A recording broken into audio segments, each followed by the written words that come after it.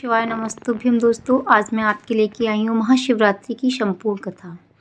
कहते हैं महाशिवरात्रि की कथा सुनने मात्र से भगवान भोलेनाथ प्रसन्न होते हैं और वो आपकी मनोकामना पूरी करते हैं। महाशिवरात्रि के दिन यह कथा अवश्य सुननी चाहिए। आइए शुरुआत करते हैं हम महाशिवरात्रि की कथा की।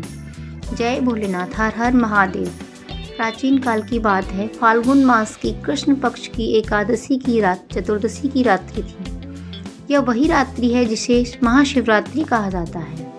मान्यता है कि इसी दिव्य रात्रि में भगवान शिव ने अपने भक्तों पर विशेष कृपा की थी, विशेष कृपा बरसाई।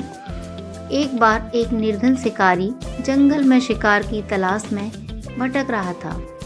पूरे दिन उसने कुछ भी नहीं खाया, उसे कुछ भी नहीं मिला। भूख और थकान से परेशान होकर वह रात में एक बेल के पेड़ पर चढ़ गया, क्योंकि नीचे जंगली जानवरों का डर था, कहीं वो उसे खा ना जाए। उसी पेड़ के नीचे शिवलिंग स्थापित था, लेकिन शिकारी को इसके बारे में कुछ नहीं पता था, उसे कोई ज्ञान नहीं था। रात भर जागते रहने के लिए वह अपने अनजाने में बेल के पत्ते तोड़कर नीचे गिराता रहा। साथ ही साथ उसकी आंखों से टपकते आंसू भी शिवलिंग पर गिरते रहे। इस प्रकार पूरी रात उसका जागरण, बेलपत्र अर्पण और जलाभिषेक अनजाने में ही हो गया।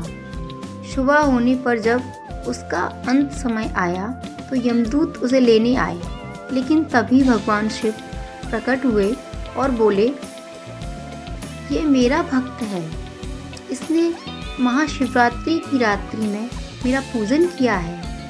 भगवान शिव की कृपा से उस शिकारी को मोक्ष की प्राप्ति हुई, भगवान भोलेनाथ की शरण प्राप्त हुई। अर्थात इस कथा का संदेश यह है कि महाशिवरात्रि यह सिखाती है कि सच्ची भक्ति ज्ञान से नहीं, भाव से होती है। भगवान शिव भाव के भूखे हैं। अनजाने में किया गया भी सच्चा कर्म फल जरूर देता है, इसीलिए हमें हमेशा अच्छे कर्म करने चाहिए।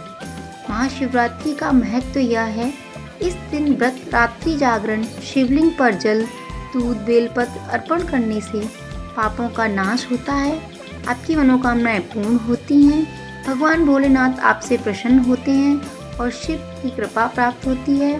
बोलो गौरी शंकर की जय, बोलो हर हर महादेव।